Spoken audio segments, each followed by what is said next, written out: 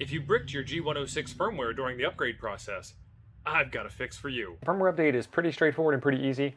I am going to do something really risky right here. I am actually going to turn the radio off in the middle of the firmware update process to show you what might happen and not necessarily to panic. It's recoverable. So let's go ahead and do that.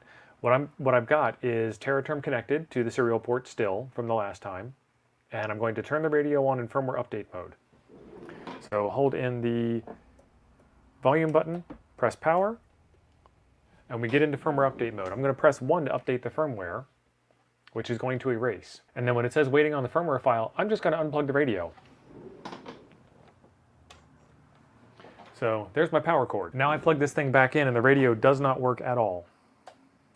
All I get is a red blinking light. And I get a big warning message on the screen. Invalid RAM address, flash is empty, system halted, press power key to reboot. So I reboot, which turns the radio off. Turn it on into firmware update mode. So volume knob in, power key on. And now we're in firmware update mode. I'm going to press 1 to update the firmware. It's going to erase the erased ROM. And then it's waiting on the firmware file. So let's go ahead and upload the firmware file. Transfer, X modem, send. We'll pick that firmware file. And there we go. You're now recovered. Disconnect the power and connect it later. Let's go do that.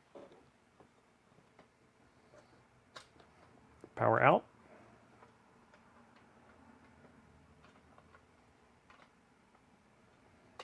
Power in.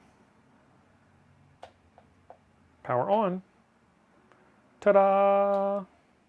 Beautiful. Stuff happens. It's fantastic. There's a way to fix it. There's a video right over here I think you might enjoy next. Thanks for being awesome. I'll be over there waiting for you.